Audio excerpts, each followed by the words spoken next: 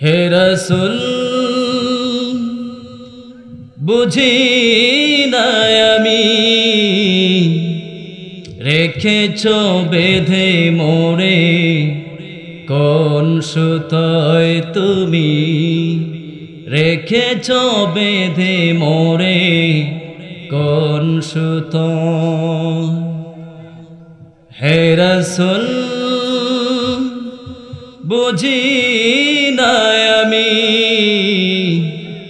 রেখেছ বেঁধে মোরে কোন সুতোয় তুমি রেখেছ বেঁধে মোরে কোন সুতোয় জানি না গোপনে কেমন করে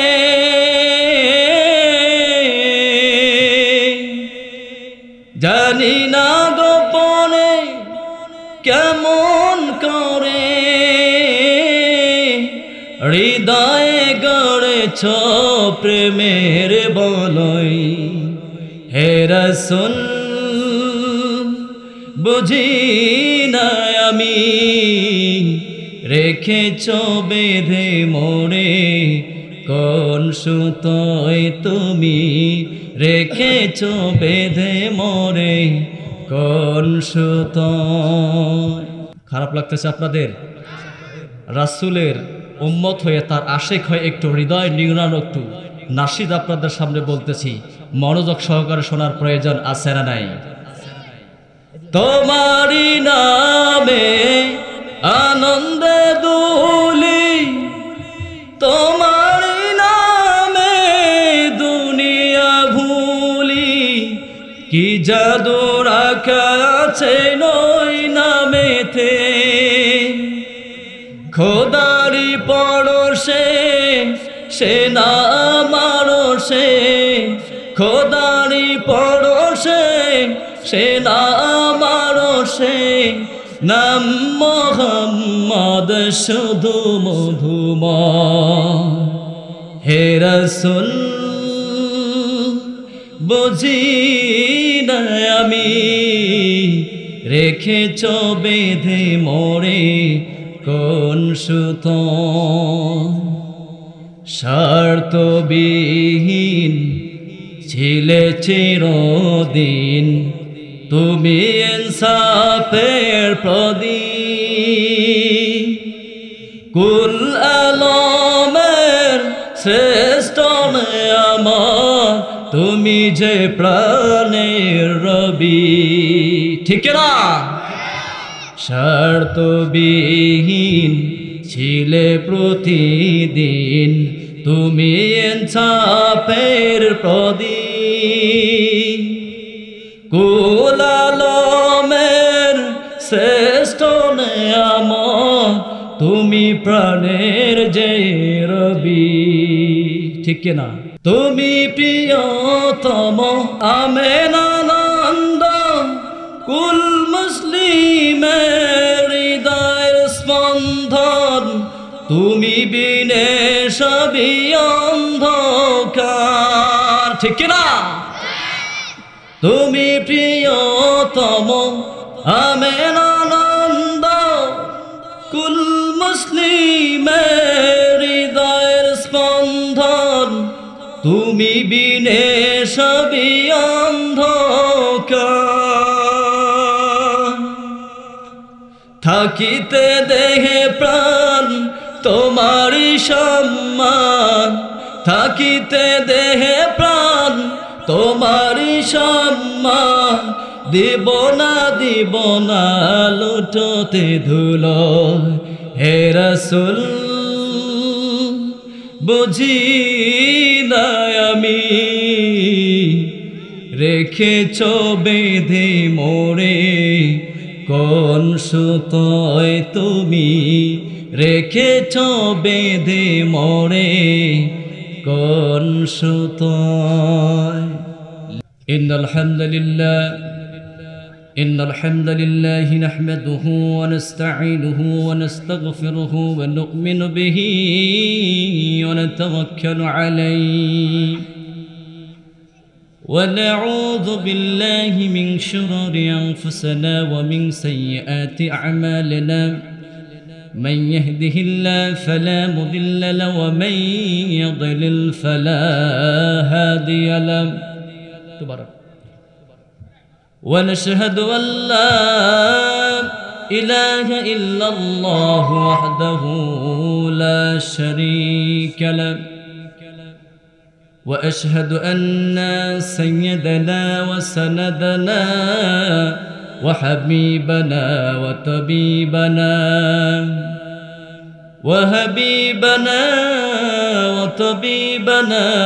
وطبيب الراحنا محمدا عبد الله الرسول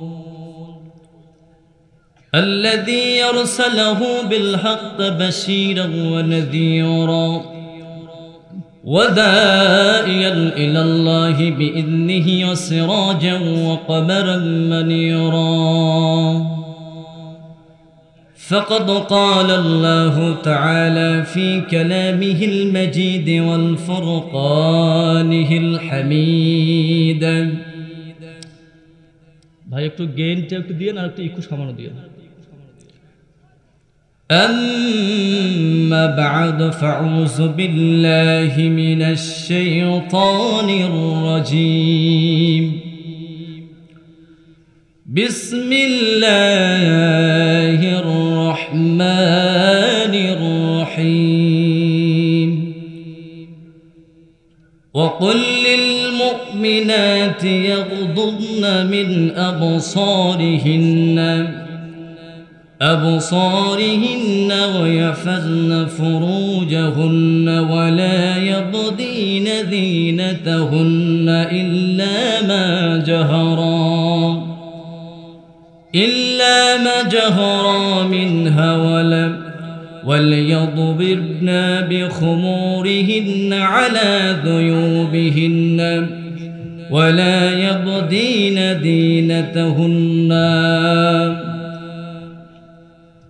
أنا أبي أمامة رضي الله تعالى عنه قال رسول الله صلى الله عليه وسلم ثلاث لا يدخل الجنة ولا ينظر الله إليهم يوم القيامة حق الوالدين المرأة المترجلات المتشابهات بالرجال والديوس بارك الله لنا ولكم في قرآن العظيم ونفعني إياكم بما من آيات وذكر الحكيم أقول قول هذا استغفر الله ولكم ولسائر المسلمين من كل ذنب فاستغفروه وتوب إليه إنه هو التواب الرحيم لله التكبير لله التكبير لله التكبير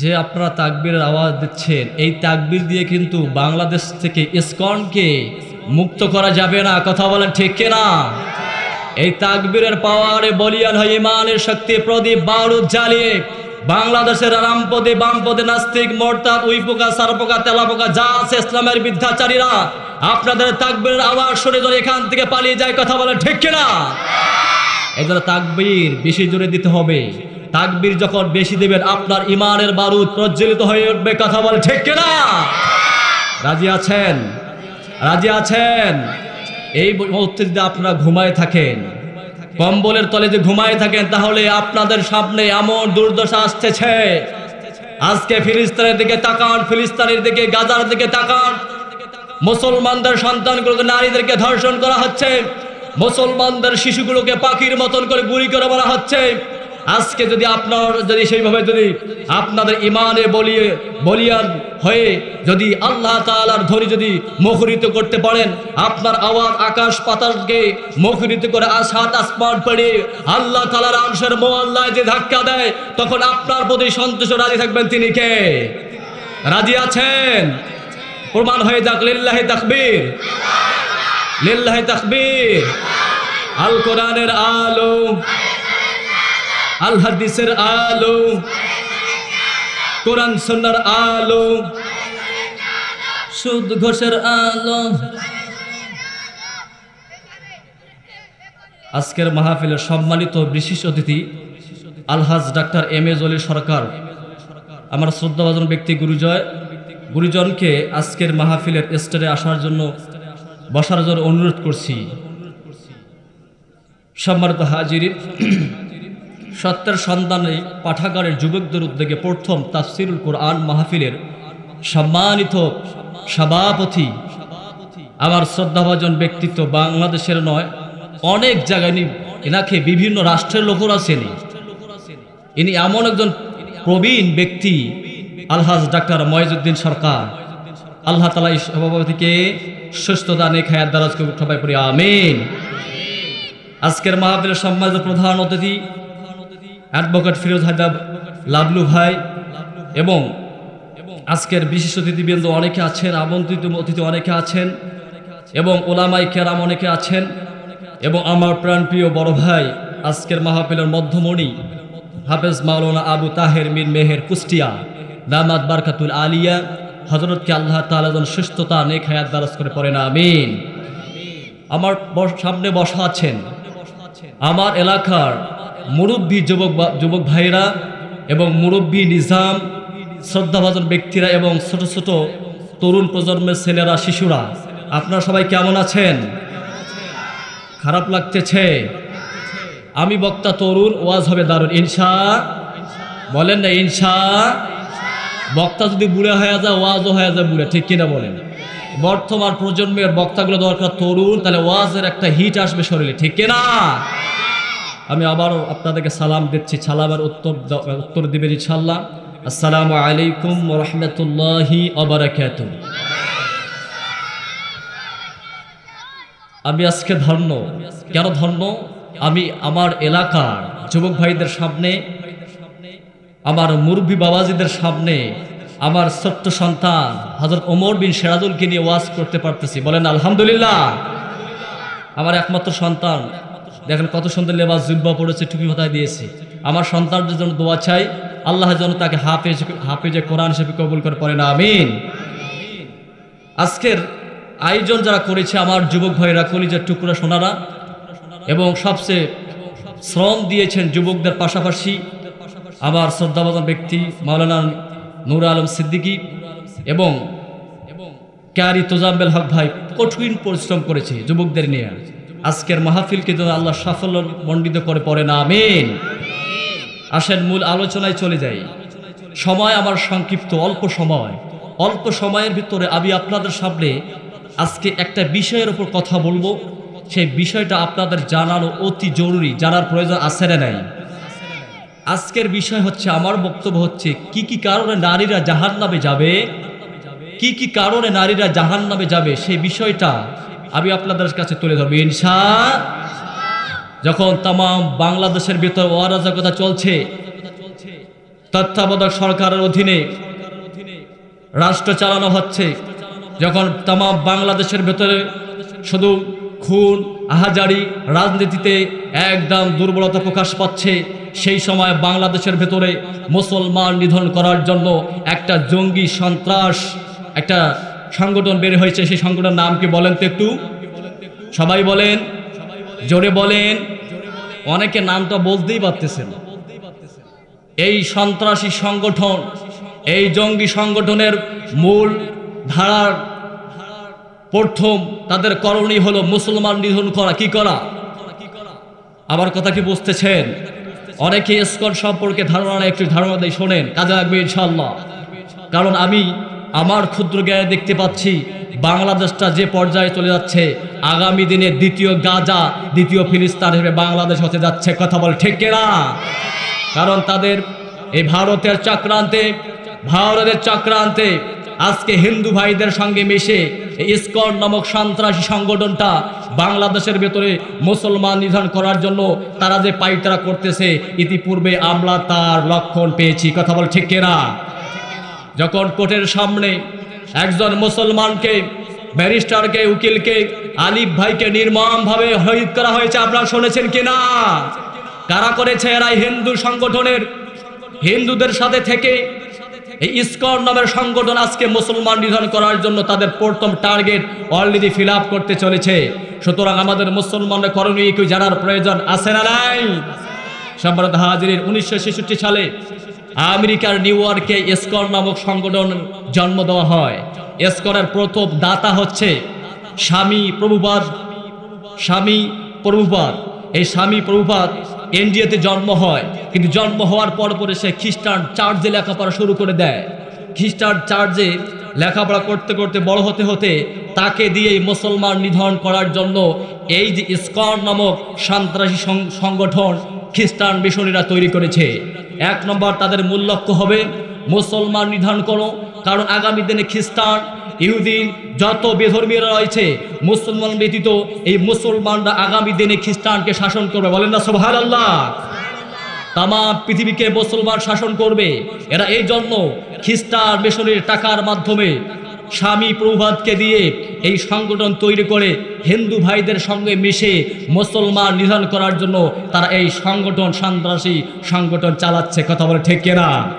আমরা বাংলাদেশের মুসলমান হিসেবে দাবি চাই, বর্তমান রাষ্ট্রের প্রধান যারা দায়িত্বে রয়েছেন তাদেরকে আমরা বলতে চাই ইসকনকে অতি শীঘ্রই নিষিদ্ধ করা হোক। কথা বলে ঠিক কিনা? অতি শীঘ্রই এই সন্ত্রাসী সংগঠনকে নিষিদ্ধ করে বাংলার জমিন থেকে এরকম সন্ত্রাসবাদ মুক্ত করতে চাই। আমরা রাজি আছি না নাই? রাজি আছে? দুহাত তুলে আল্লাহকে দেয় লিল্লাহি তাকবীর, লিল্লাহি তাকবীর। আল কোরআনের আলো, আল হাদিসের আলো, কোরআন সুন্নাহর আলো, সংসদে জালো, সংসদে জালো, লিল্লাহি তাকবীর। কষ্ট হচ্ছে, কষ্ট হচ্ছে। দেখেন ইসকন নামক সংগঠন আজকে বাংলাদেশের ভেতরে এসে হিন্দু ভাইদের সঙ্গে মিশে, হিন্দুরা আমাদের ভাই, হিন্দু ভাইরা অনেকে বুঝতে পারতেছে না ইসকন নামক সংগঠন আজকে খ্রিস্টান মিশনের টাকায় চলতেছে। এদের মূল টার্গেট হলো মুসলমান নিধন করো, মুসলমান ধরা জবাই করো। ইতিপূর্বে 2016 সালে সিলেটের জমিনে প্রকাশ্য দিবালোকে প্রায় 11 জন মুসল্লিকে নামাজরত অবস্থায় তাদেরকে আঘাত করে আহত করা হয়েছে। কথা বলে ঠিক কিনা? এদের আচরণে বোঝা যাচ্ছে মুসলমান ধরো জবাই করো। ইতিপূর্বে আমরা জানতে পেরেছি কি পারি নাই? সম্মানিত হাজিরিন, এই যে ব্যারিস্টার আলিফ, এই যে উকিল আলিফকে নির্মমভাবে জবাই করে হত্যা করা হয়েছে, এই ভাইটার জন্য আমরা দোয়া করি, আল্লাহ তোমার এই প্রিয় বান্দা খাদেমকে শহীদি মর্যাদা দান করো, পড়ে না আমিন। আসেন মূল আলোচনায় যাই।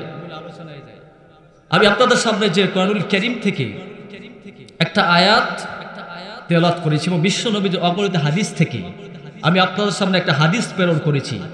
এই অনুযায়ী আমি আপনাদের সামনে আজকের বিষয়টা তুলে ধরার চেষ্টা করবে ইনশাআল্লাহ। আমার কথা কি বুঝতেছেন আপনারা? বোঝা যায়? ওই ব্যক্তির মতন বুঝিয়েন না। কোন ব্যক্তির মতন? এক ব্যক্তি রাস্তা দিয়ে যাওয়ার সময় একটা ছোট্ট ব্রিজে অ্যাক্সিডেন্ট হয়ে গেছে। সাইকেল দিয়ে যাওয়ার সময় ব্রিজের মোকা থাকে না, মোকাতে যাওয়ার সময় একে মোকাতে যে হাঁটুটা লেগে গেছে। এখন হাঁটুতে এমনভাবে লাগছে হাঁটুটা আর সোজা করতে পারতেছিল না। লাস্টে বাড়িতে আসার পর পরামর্শ করলো ডাক্তারের কাছে যাবে। ডাক্তারের কাছে যাবে, এখন ডাক্তারের কাছে গেছে, ডাক্তার প্রেসক্রিপশন করে দিছে। প্রেসক্রিপশন করে দেওয়ার পর একটা তিনি মলম লিখছে। এখন মলম লিখছে, ডাক্তার লিখছে যে মলম যেখানে ব্যথা পেয়েছে সেখানে দিনেতে 3 বার ম্যাসেজ করবে, মালিশ করবে।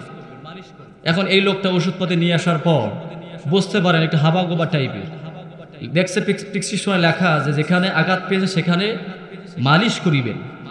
এখন বেচারা ভাবলো যে আমি তো আঘাত পেয়েছি ব্রিজের মুখায়, এখন বেচারা মলম নিয়ে যে ব্রিজের মুখায় মেসেজ করে। ওই ব্যক্তির মতন কি আপনারা বুঝতে চাচ্ছেন আমার কথা? এখন 3-4 দিন যাওয়ার পর ব্যথা সামান্য কমে, ক্লিয়ার হয় না। ডাক্তারের কাছে আবার গেছে, ডাক্তার সাহেব কি ওষুধ দেন? ব্যথা তো কমে না। তো ব্যথা কমে না, আপনাকে তো একটা পেইন কিলার দিয়েছে, এটা খুব ইন্ডিয়ান একটা বাম। এই বামটা ব্যবহার করে যত ব্যথা থাকুক নিমিষের মধ্যে সুস্থ হয়ে যায়। মনে পড়বেন না?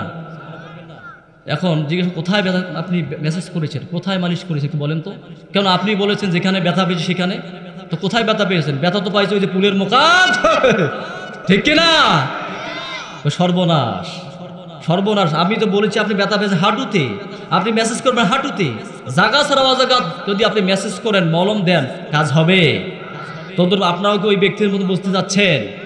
হ্যাঁ হ্যাঁ হ্যাঁ, রাব্বুল আলামিন বলেন দুনিয়ার নারীরা শোনো শোনো, وقل للمؤمنات يغضضن من أبصارهن ويحفظن فروجهن ولا يبدين زينتهن إلا ما ظهر منها وليضرب بخمورهن على جيوبهن ولا يبدين زينتهن إلا।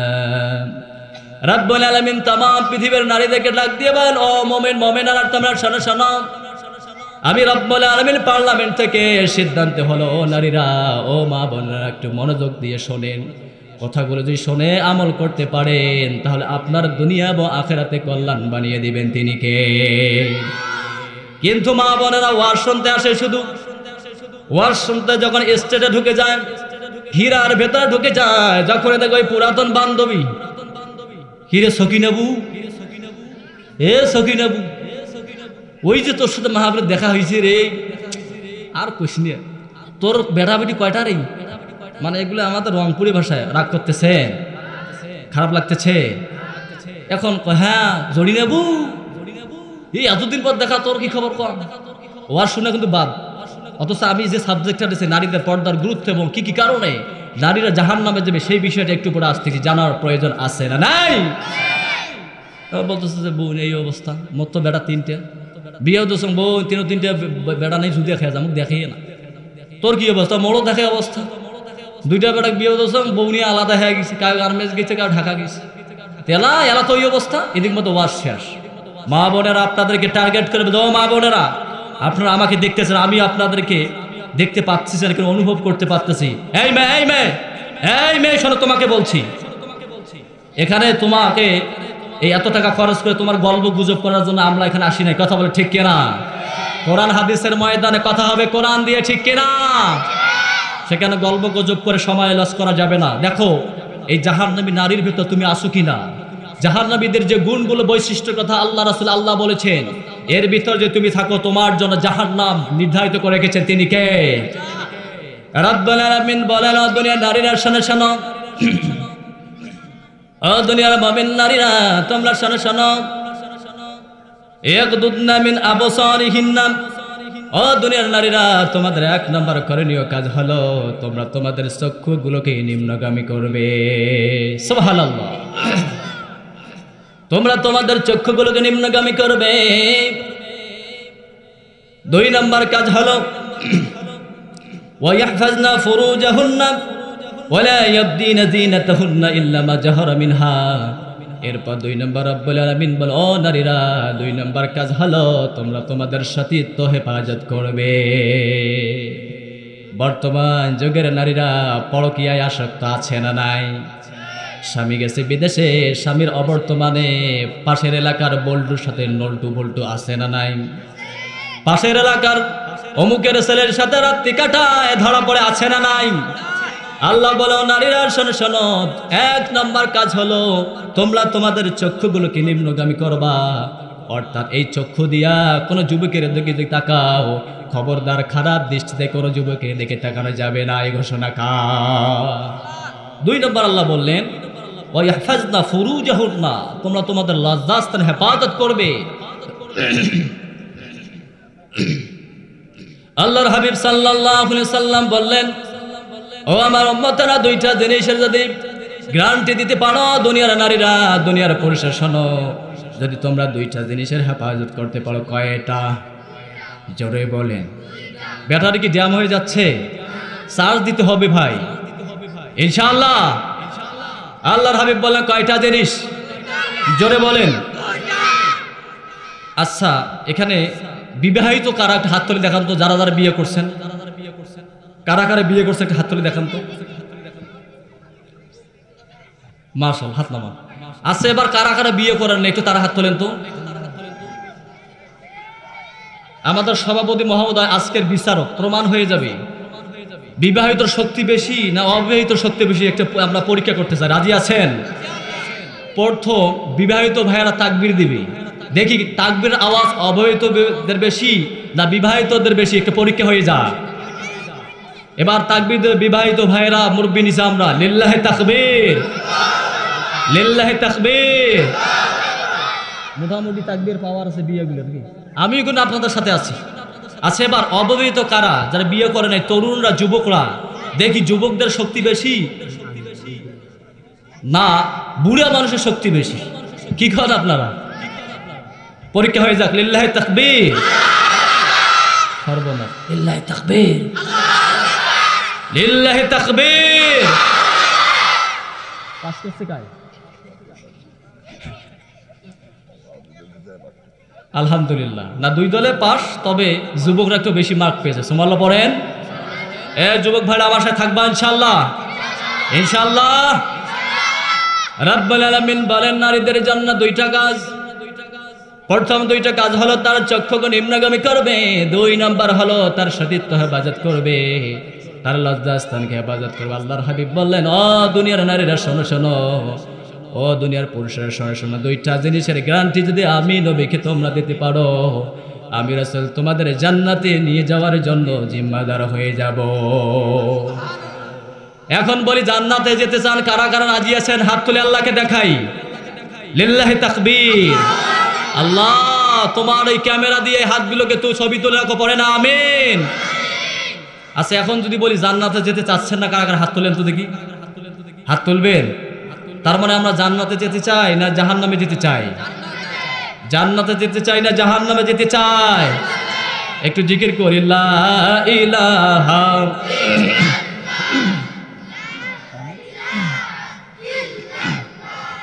লা ইলাহা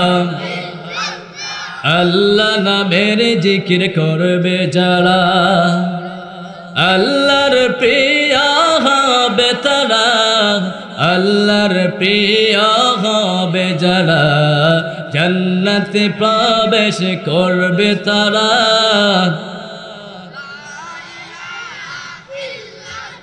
জোরে লা ইলাহা, জোরে লা ইলাহা। দেখো আল্লাহ তাআলার কি খেলা, ডঙ্কা বাজে কারবালায়, হায় রে আল্লাহ তাআলা কি খেলা, ডঙ্কা বাজে কারবালায়, হায় রে ইমাম হোসেনের রক্ত ঝরে, ইমাম হোসেনের রক্ত ঝরে, তবু ছাড়ে না ইল্লাল্লাহ, বলো না ইল্লাল্লাহ, লা ইলাহা, লা ইলাহা, লা ইলাহা ইল্লাল্লাহু মুহাম্মাদুর রাসূলুল্লাহ সাল্লাল্লাহু। খারাপ লাগতেছে আপনাদের? একটু পরে আসছে। আল্লাহর হাবিব বললেন, কয় শ্রেণীর জন্য জান্নাত রেডি থাকবেন? দুইটা জিনিসের যদি আপনি ওয়াদা দিতে পারেন, দুইটা আমানতের যদি আপনি খেয়ানত না করেন, আল্লাহর হাবিব বললেন তাদেরই জন্য জান্নাতের জিম্মাদার হয়ে যায়। বলেন না সুবহানাল্লাহ। এক নাম্বার আল্লাহর হাবিব সাল্লাল্লাহু আলাইহি সাল্লাম বললেন, আমার উম্মতেরা এক নাম্বার যে জিনিসটার প্রতিশ্রুতি দিবে, গ্যারান্টি দিবে, এই দুই সওয়ালের মধ্যবর্তী যে জিনিসটা রয়েছে, জিবা যে রয়েছে, জিবার হেফাজত যারা করতে পারে, জিবাকে কন্ট্রোল করতে পারবে। এক নম্বর হলো মুখের হেফাজত যারা করতে পারবে, জবানের হেফাজত করতে পারে পারবে। 2 নম্বর হলো তার 2 রানের মধ্যবর্তী যে স্থানটা রয়েছে, এই লজ্জা স্থানে হেফাজত করতে পারলে আমি রাসূল বলে দিলাম তাদের জন্য জান্নাতে নিয়ে যাওয়ার জন্য আমি রাসূল জিম্মাদার হয়ে যাব। জিনিস হলো কয়টা? আস্তে কোন, জোরে বলেন। এক নম্বর হলো জবান। মানুষ জবানের কারণে জাহান্নামে চলে যাবে, আবার জবানের কারণে মানুষ জান্নাতে চলে যাবে। কেমনে বুঝালেই বুঝতে পারবেন? জবান দিয়ে মানুষ মিথ্যা কথা বলে, আছে না নাই? সেদিন একজন বাজারে দেখলাম কথা বলতেছে, আমার দোকানের সামনে দাঁড়িয়ে বলতেছে, ভাই আমি আছি আদিত মারিত। কথা বলছেন, দাঁড়িয়ে আছে মহিষ আমার দোকানের সামনে, বলতেছে ভাই আমি আছি আদিত মারিত। আসলে সত্য না মিথ্যা কথা? এই জন্য যারা মিথ্যা কথা বলে, মিথ্যা কথা বলতে বলতে আল্লাহর পার্লামেন্টে তাকে আল্লাহ মিথ্যাবাদী হিসেবে লিখে দেয়। কথা বলে ঠিক কিনা? আর যারা সত্য কথা বলে, সত্যের সঙ্গে লেগে থাকে, আল্লাহর হাবিব সাল্লাল্লাহু আলাইহি সাল্লাম বললেন, সত্য কথা বলার কারণে রব্বুল আলামিন দুনিয়া এবং আখিরাতের পার্লামেন্টের ভিতরে তার নামটা সত্যবাদী হিসেবে লিখে দেয়। সুবহানাল্লাহ পড়বেন না? সত্য কথা বলার প্রয়োজন আছে না নাই? কথায় কথায় মিথ্যা কথা বলে এরা মুনাফিক। মুনাফিক যারা আছে তাদেরকে আল্লাহ জান্নাত দিবেন। মুনাফিক হয়ে মরতে চান না মুমিন হয়ে মরতে চান? মুমিন হয়ে মরতে চান না মুনাফিক হয়ে মরতে চান? তার মানে আল্লাহর হাবিব বললেন দুইটা জিনিসের যারা গ্যারান্টি দিবে, এক নম্বর হলো মুখের হেফাজত, জবানের হেফাজত। দুই নম্বর হলো দুই রানের মধ্যবর্তী লজ্জা স্থানের হেফাজত যারা করবে, রাসূলকে তাদেরকে জান্নাতে নিয়ে যাবেন। তার মানে এই দুইটা জিনিসের হেফাজত করার প্রয়োজন আছে না না? সম্মানিত হাজির, এই যে যাচ্ছি অন্য পক্ষে চলে যাচ্ছি, মূল আলোচনায় যেতে না যেতে স্লিপ ধরায় দেবে, মূল আলোচনায় চলে যাই। তাহলে রব্বুল আলামিন বলেন নারীরা তাদের চক্ষুকে নিম্নগামী করবে আর তারা তাদের লজ্জাস্থানকে হেফাজত করবে। এরপর রব্বুল আলামিন বললেন ওয়ালিয়াদরিব বিখুমুরিহিন্না আলা যুয়ুবিহিন্না ওয়ালা ইয়াবদিনা যিনাতাহুন্না ইল্লা। রব্বুল আলামিন বলেন ও দুনিয়ার নারীরা, তোমরা এমন একটা ওড়না ব্যবহার করো, এমন একটা চাদর ব্যবহার করো, মাথার ভেতরে দিয়ে গলা থেকে বুক পর্যন্ত তোমরা ঢেকে রাখো। এটাই হলো নারীদের জন্য পর্দা। সুবহানাল্লাহ। কিন্তু বর্তমান যুগের নারীরা রাস্তা পথে কি মাথায় ওড়না দিয়ে হাঁটে? আছে, আছে, অনেকে আছে। এই যে আমাদের দাখিল মাদ্রাসা আছে না, দাখিল মাদ্রাসার ছাত্রীরা কালো বোরকা পরে হেজাব মেনটেন, হাতে মোজা পায়ে মোজা দিয়ে যখন স্ত্রীগুলো মাদ্রাসায় যাইতো, আলহাজ ডাক্তার এম এ দলিল সরকার আমার গুরু, উনি বলতেন যে বেহে এই বেটিটা কার বেহে? আমি মনে মনে ভাবি সর্বনাশ, কি বে ত্রুটি পাইছি। আগের খালি মানুষ বোঝেন না, আছে কিন্তু এই জায়গা বেচারা। চাচা কি সমস্যা কি? দেখ বেহে কি সুন্দর একটা জান্নাতি হুরির মতন হাতে মুজা পায়ে মুজা কালো বোরকা কালো হেজাব পরে দাখিল মাদ্রাসা যাচ্ছে। তার মানে মনে হচ্ছে এক একটা জান্নাতি হুর, বলেন না সুবহানাল্লাহ। সে আমাদের দাখিল মাদ্রাসা বর্তমান ছাত্রছাত্রীর সংখ্যা এত বেড়ে গেছে, এত লেখাপড়ার মান ভালো হয়েছে। আমি চাইবো আপনার ছেলেকে আপনার মেয়েকে আমাদের দাখিল মাদ্রাসায় ভর্তি করে দেন। রাজি আছেন? রাজি আছেন? সম্মানিত হাজিরিন, বলতে চাইছিলাম যে আল্লাহ তাআলা এখানে বললেন মেয়েদেরকে, নারীরা তোমরা তোমাদের চক্ষুগুলো নিম্নগামী করো, তোমরা তোমাদের লজ্জাস্থানকে হেফাজত করো।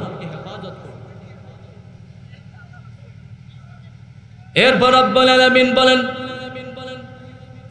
ও দুনিয়ার নারীরা তোমরা শোনো শোনো, وَقَرْنَا فِي بُيُوتِكُنَّ وَلَا تَبَرُّجْنَ تَبَرُّجَ الْجَاهِلِيَّةِ الْأُولَى। আল্লাহু আকবার। রব্বুল আলামিন বললেন ও দুনিয়ার নারীরা শোনো শোনো, তোমরা জাহিলিয়াতের যুগের মেয়েদের মতন ঘর থেকে বেপরদা হয়ে পদাকরণ করো না। কারণ নারীরা আপনারা জানেন, বলেন তো আদম আলাইহিস সালাতু ওয়াস সালামকে আল্লাহ জান্নাতে তৈরি করেছেন না জান্নাতের বাহিরে? উত্তর দিতে হবে ভাইরা আমার। আদম আলাইহিস সালাতু ওয়াস সালামকে আল্লাহ জান্নাতে তৈরি করেছেন জান্নাতের বাহিরে তৈরি করেছেন? একদল বলে জান্নাতে, একদল বলে জান্নাতের বাইরে। হুজুর কোন জায়গায় তৈরি করেছেন হুজুর? হ্যাঁ হুজুর, জান্নাতের বাইরে না ভেতরে? জান্নাতের বাহিরে আদম আলাইহিস সালাতু ওয়াস সালামকে তৈরি করলেন। তার মানে আদম আলাইহিস সালাতু ওয়াস সালাম নারী না পুরুষ? এক কথা বলেন, পুরুষ। মা হাওয়াকে আল্লাহ তাআলা জান্নাতের বাইরে কি তৈরি করেছেন? কোথায় তৈরি করেছেন? জান্নাতে। কেন? নারীরা পর্দার ভেতরে থাকবে। নারীদের পর্দা হচ্ছে ঐতিহ্য, নারীদের ভূষণ হচ্ছে তাদের অধিকার। একদল আছে বাংলার জমিনকে নারীদেরকে একদম বিল বোর্ডে উঠাতে চায়, নারীদেরকে রাস্তা পথে বাজারের সামনে টিভির সামনে নেকেড বানিয়ে উঠাতে চায়। একদল আছে না নাই? এই যে সামনে ইসলামিক দল আসতে চাচ্ছে, অনেকেই মন্তব্য করতেছে। একদল নাস্তিক আস্তিক বামপন্থীরা তাদের চুলকানি উঠে গেছে। তারা বলতেছে যদি ইসলামিক সরকার যদি আসে বাংলার জমিনে আমাদের আর কামাই রুজি বন্ধ হয়ে যাবে। এরকম ভাবে টিভির সামনে সাংবাদিক সামনে প্রচার করতেছে। তার মানে এরা বোঝাতে চায় এরা যে নর্তকীখানায় যে নর্তকী ব্যবসা করে, এরা যে তাদের দেহ বিক্রি করে, এদের দেহ ব্যবসা বন্ধ হয়ে যাবে। আল্লাহওয়ালাদের মেয়েগুলো পর্দাশীল হয়ে যাবে, আল্লাহওয়ালা বান্দাগুলোর মেয়েরা বউরা পর্দাশীল হয়ে যাবে। এই জন্য ও আচ্ছা, এজন্য কাণ্ডরে আল্লাহ, যখন এখানে গরম হয় তখন দেয় ঠান্ডা করে, তখন তো এই ঘড়ি ঘন্টা ধরে সময় নেবেন, 1 মিনিট ছাড় দেবো, ঠিক কিনা? এরা আমাদের নারীদেরকে, আমাদের মেয়েদেরকে ঘর থেকে বেরিয়ে অর্ধলঙ্গ করে নর্তকী বানিয়ে বৈদেশিক দেশের সামনে আমাদের মেয়েদের গোটাতে চায়, কথা বলে ঠিক কিনা? এই যে প্রথম আলোতে যে অনুষ্ঠান হয়, প্রথম আলোতে যে অনুষ্ঠানগুলো হয়, দেখা যাচ্ছে বাংলাদেশের শীর্ষ সুন্দরী মেয়েদেরকে অর্ধালঙ্গ করে তাদের সাধারণ আম জনতার সামনে নর্তকী বানিয়ে তাদেরকে অর্ধলঙ্গ করে বিলবোর্ডে ওঠাচ্ছে, কথা বলে ঠিক কিনা? আমরা ইসলামী সরকার চাই কি চাই না? আমি বুঝি না জামাত ইসলাম, আমি বুঝি না হেফাজত ইসলাম, আমি বুঝি না চরমাই আন্দোলন, আমি বুঝি শুধু ইসলামিক সরকার, কথা বলে ঠিক কিনা? আমার সাথে কারা কারা রাজি আছেন? দুহাত তুলে আল্লাহকে দেখাই, লিল্লাহি তাকবীর। ইসলামী সরকার চাই কি চাই না? চাই কি চাই না? আল্লাহ পাক আমাদের দেশে ইসলামিক শাসক দিয়ে এই দেশটাকে যেন ইসলামের সহগা করে দেন, পরে না আমিন। আমাদের দেশের ভিতরে ওমরের মতন একজন রাষ্ট্রনায়ক দরকার, আছে না নাই? অর্ধ পৃথিবী করিত শাসন, তালি দেওয়া জামা গায়ে, 18 বস্তা পিঠি করে নিয়া সেজিত দুস্থ মায়ে। কোথা গেল সেই মানব দরদি তাওহীদি সন্তান, কোথা গেল সেই সোনার মানুষ, কোথা সেই মুসলমান, কথা বলেন ঠিক কিনা? প্রভু তুমি বলেছ রাসূল দেবে না, বলনি দেবে না, বলনি দেবে না হামজাতারি, খালিদ বিজয় সমর, পরে না আমিন। আল্লাহর হাবিব সাল্লাল্লাহু আলাইহি সাল্লাম বললেন, সহিহ মুসলিমের বর্ণনা এসেছে 5519 নম্বর হাদিস, আল্লাহর হাবিব সাল্লাল্লাহু আলাইহি সাল্লাম বললেন, ও দুনিয়ার মানুষরা তোমরা শোনো শোনো, আমি রাসূল সাল্লাল্লাহু আলাইহি সাল্লাম 2 শ্রেণীর জাহান্নামী মানুষদেরকে এখন পর্যন্ত দেখতে পারি নাই। কয় শ্রেণী? আল্লাহ রাসূল এখনো দেখতে পারে নাই। এরপর আল্লাহর হাবিব বললেন, ওই 2 শ্রেণীর ভিতরে 1 নম্বর শ্রেণীর লোক হলো যাদের হাতের ভিতরে ষাঁড়ের লেজের মতন চাবুক থাকবে, যা দিয়ে মানুষদেরকে অন্যায়ভাবে প্রহার করবে। হাতের ভেতরে লাঠি থাকবে, ক্ষমতা পাওয়ার পর সেই লাঠি দিয়ে মানুষদেরকে অন্যায়ভাবে আঘাত করবে, অন্যায়ভাবে জুলুমের শিকার করে হামলা মামলা দিয়ে একদম গুম করে জেলখানার মধ্যে আয়না ঘরের ভেতরে বন্দি করে টর্চারিং করবে, আছে না? আহা, এখন কি পুলিশকে ভয় পাচ্ছেন আপনারা? কিছুদিন আগে তো আমরা পুলিশকে ভয় পেতাম, এখন পুলিশকে আমরা ভয় পাই না। এখন পুলিশরাই আমাদেরকে ভয় করে, কথা বলেন ঠিক কিনা? এমন ভয় ধরেছে বাংলার জনগণ দেখিয়েছে। এই বাংলাদেশটাকে দ্বিতীয়বারের মতো যুবকরা রক্ত দিয়ে স্বাধীন করেছে। পুলিশদের অন্তরের ভেতরে ভয় ধরে গেছে যে যুবকরা রক্ত দেওয়া শিখেছে। আবু সাইদের মতন প্রয়োজনে দিয়ে বাংলার জমিনে আবার ডাক আছে। কারা কারা রক্ত দেওয়ার জন্য, জীবন দেওয়ার জন্য রাজি আছেন? দুহাত তুলে আল্লাহকে দেখাই, লিল্লাহি তাকবীর, লিল্লাহি তাকবীর। এই মুহূর্তে জিহাদের ডাক আছে, ভয়েতে তো ঘর থেকে বের হবেন না। তো মোল্লা সলিমুদ্দে যে মরুখ মহিলা নাই বাবা, ঠিক কিনা বলেন? রাগ করতেছেন? আল্লাহর হাবিব সাল্লাল্লাহু আলাইহি সাল্লাম বললেন, 2 শ্রেণীর মানুষকে আমি এখন পর্যন্ত দেখতে পারি নাই। 1 নম্বর হলো ওই লোকের হাতে চাবুক থাকবে, লাঠি থাকবে, যে লাঠি দিয়ে চাবুক দিয়ে অন্যায়ভাবে মানুষকে টর্চারিং করবে, অত্যাচার করবে। 2 নম্বর আল্লাহর হাবিব সাল্লাল্লাহু আলাইহি সাল্লাম বললেন, ওই সব নারীরা যা বস্ত্রাবৃত থেকেও নগ্ন থাকবে, অর্থাৎ তারা এমনভাবে পাতলা আঁটো কাপড় পরবে, আঁটো কাপড় পরার কারণে পেছনের কি পড়েছে সব দেখা যাবে, এরকম নারী বাংলার জমিনে আছে না নাই?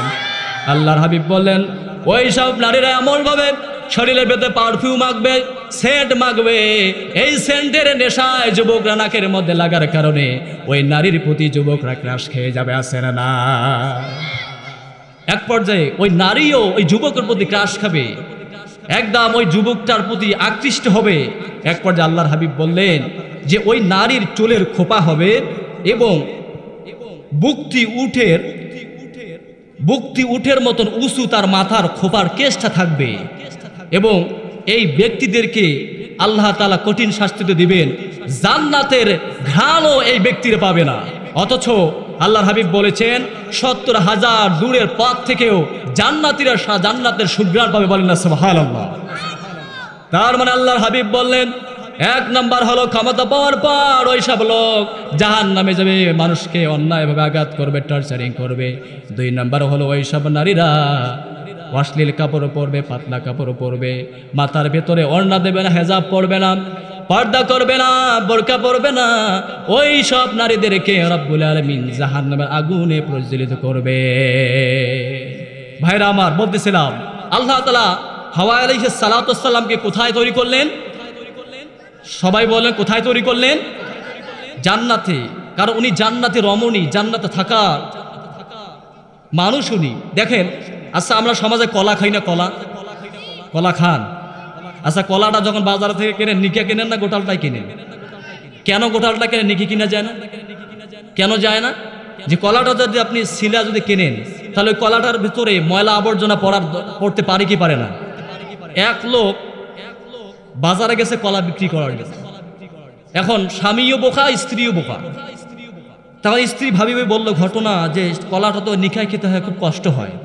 তো এক কাজ করা যেন স্বামী, যদি কলাটা যদি আমরা নিকায় যদি বাজারে তুলি, তখন ক্রেতার জন্য সুবিধা হবে, আর নিকে লাগবে না, খাওয়া সুবিধা হবে।